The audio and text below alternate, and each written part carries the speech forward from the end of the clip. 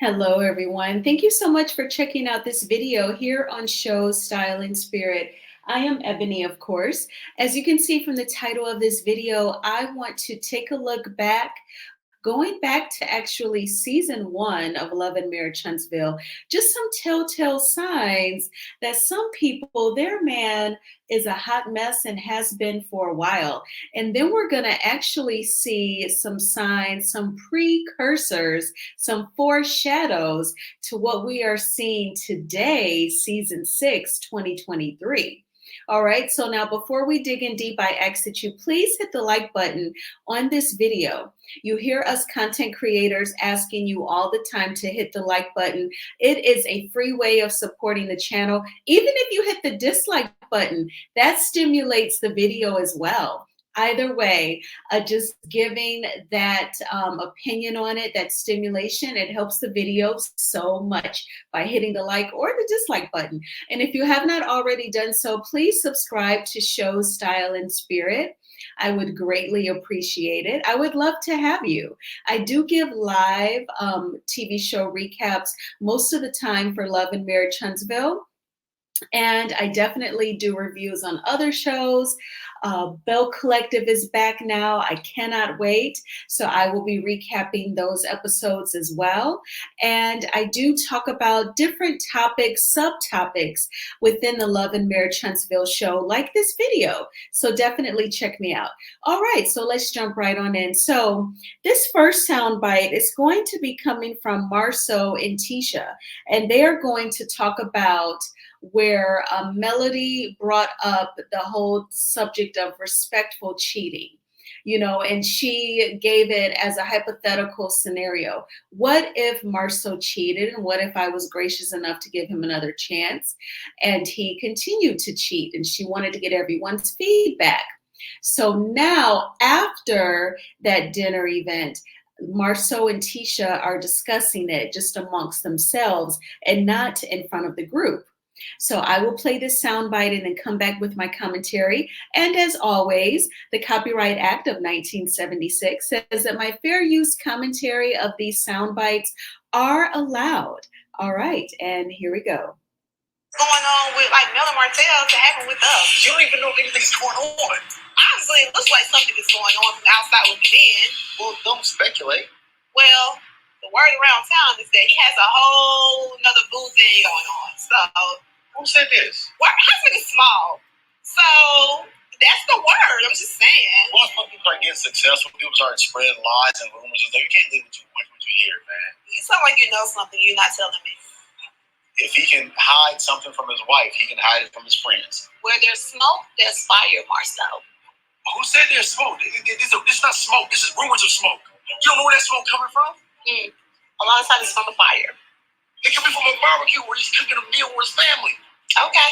Y'all sniffing for this fire. I'm not sniffing looking for this smoke, man. That's steam. It's out there. Oh, man. They talk about Jesus. So at the end of the day, they're going to talk about, well, Martel think you're perfect anyway. So, but what about the conversation last night then when she was like something about respectful cheating and disrespect for cheating? What's that all about? I don't know. I think respectful cheating is like a threesome. You're killing me. I guess if it's been cleared, like housemaid, that's fine. I don't know. If a guy can convince his wife that he was cheating but respectfully, I say get that man a book. He's got something figured out. And I'm not saying it's right, but we should listen to him. Because what if there is a way to respectfully cheat? Not for women, of course. Women can't respectfully cheat. There is no such thing. I don't know. I don't want to speculate. We can just pray for their marriage. Or you can just go talk to your boy and be like, dude, what's going on? You need to stop having all this fun you out here having.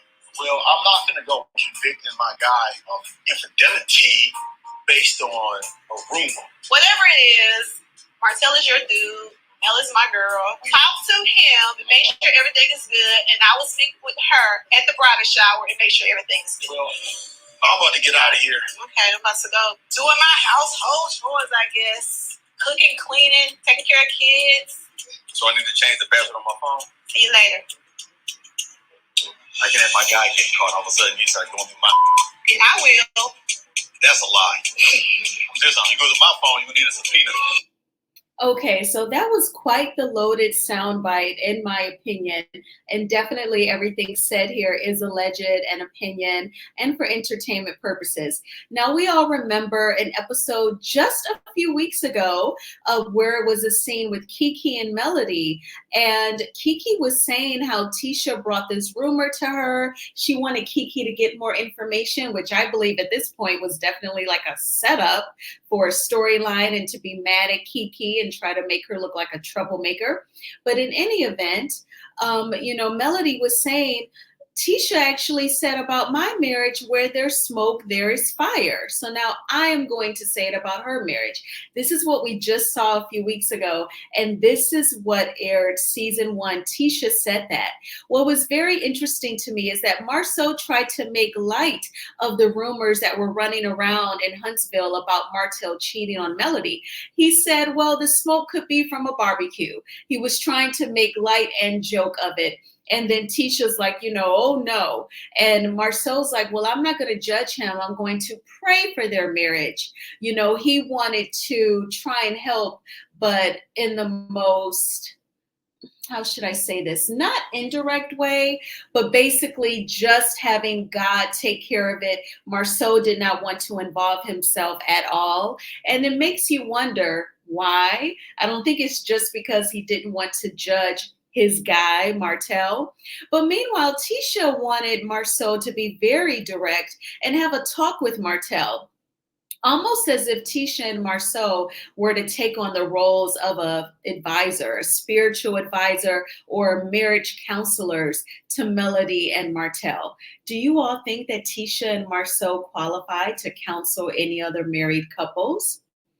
And I found another interesting thing about what Marceau was saying, that he feels like if a man can get his wife to agree to quote unquote respectful cheating, give him a book. Like he should write a book and spread such ill, disturbing information to more men so that more men can cheat on their wives. And so I just kind of feel like out of the heart, the mouth speaketh. And that's definitely what he was giving. And then he had the nerve to say, well, except for women can't cheat. That is so sexist and archaic for him to think that if men were to cheat, it's okay, but it's absolutely not okay for women to cheat. And I just cannot deal with a man that has such an old-fashioned and sexist, slanted mindset. There is no way that I could take vows and promise God that I will be devoted to that type of individual, because we totally think differently. I am your partner, your equal, and you will treat me with respect. You will treat me the way that you want to be treated in return. All right, so then let's move on to another couple.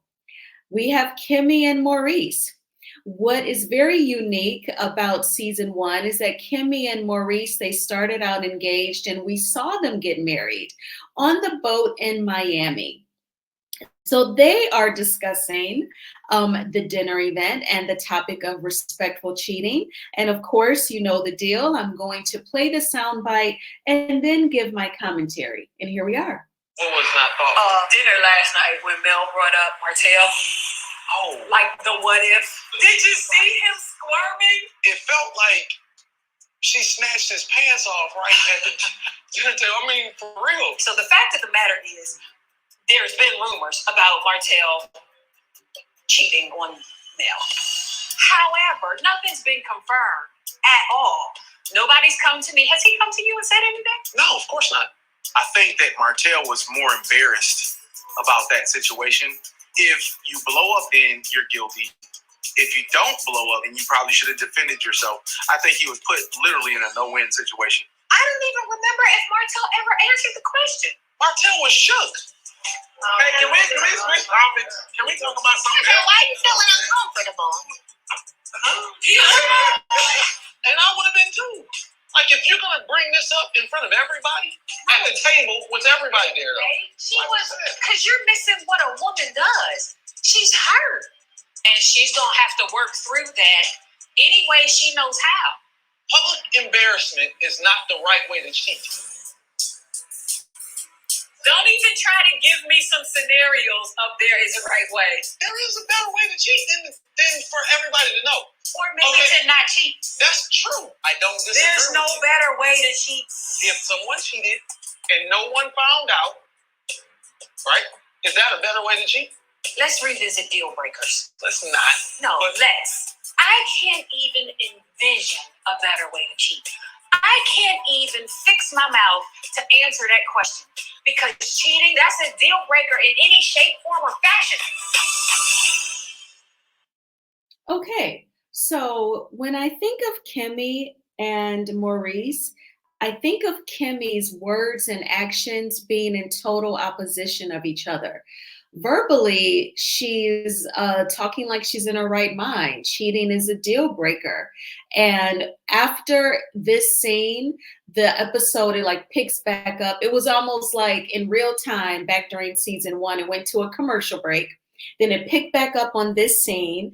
And Kimmy says to Maurice, I'm even with you because you told me that cheating is a deal breaker for you. And I'm on that same page. Well, Kimmy, publicly in front of the world, your man was saying something totally different. Verbally, she was saying that cheating is a deal breaker, but action-wise, she married Maurice after he had the nerve to say that there is a better way to cheat. And in my opinion, it sounded like Maurice was saying, a better way to cheat is to not get caught. What I don't understand is that he had so much empathy and compassion for Martel.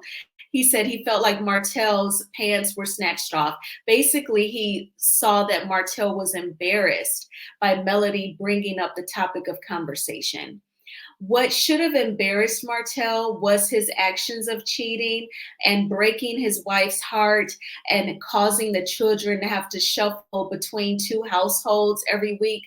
That should embarrass him, not Melody bringing up the topic of conversation of cheating in front of the group. So Maurice actually sympathized with Martel. That is very telling. And there is no way that I could marry someone who publicly says on a TV show that there's a better way to cheat. And even since then, we all know that Maurice has said so many disturbing things, like the Carlos King interview and Bend Over and Take It, and how he pretty much doubled down on his words during their interview on Fox Soul with TGIF, Claudia Jordan and Funky Dineva, and Al Reynolds. So over and over, Kimmy has been given red flags, telltale signs that Maurice does not have enough respect for her or any respect for her, in my opinion. And I want to know in the comments, what do you all think? How would you have handled being engaged to someone and then you agree to film a reality TV show and he actually says that there's a better way to cheat?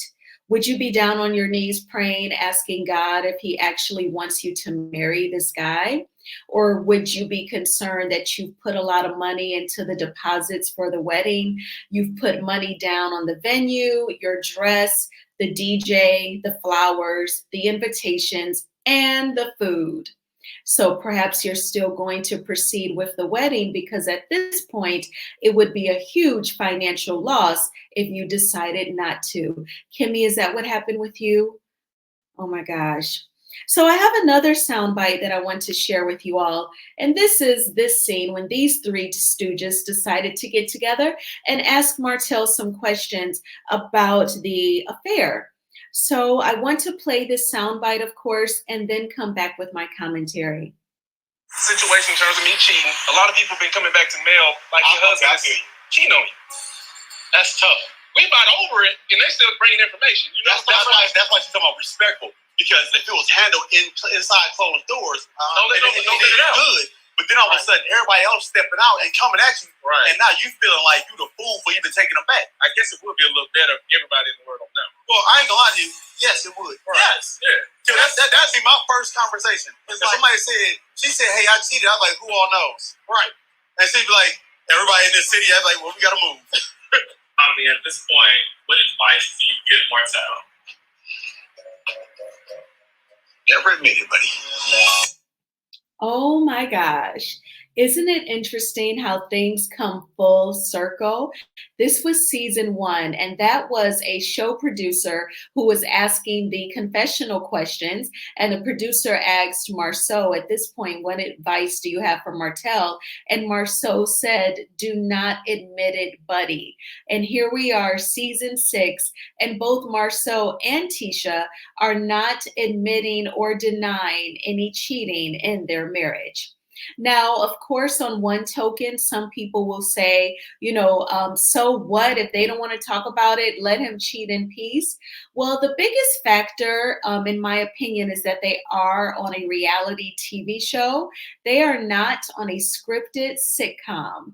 So it's not like they are dealing with a writer strike or anything of that nature. They are filming reality TV. So the fact that they want to try and play in our faces as if we are idiots, and you have all of these documented episodes, it's just really annoying. Do not insult our intelligence. And I just find it so funny that, these men are talking, they're like Beavis and Butthead. And Martel says that, it would be easier if not everyone knew, because they live in a small town. You know what? You could live in a huge city. You could live in Los Angeles. What's done in the dark comes to the light. And that's actually a blessing for the person who's being disrespected, who's being played. But I want you all to tell me in the comments, what do you think about things coming full circle and how the past can tie into the present? And this is season one, and Marceau is talking about, if you can get your wife to agree to respectful cheating, that man should write a book and just don't admit to it. And Maurice is sympathizing with Martel, the cheater. And I ask that you all please hit the like button on this video. I would appreciate it so much. Or even when you're not feeling it and you hit the dislike button, that helps too. So thank you for either way, hitting those buttons. And please subscribe to Show Style and Spirit if you have not already done so. I will talk with you all soon, and take good care. Bye.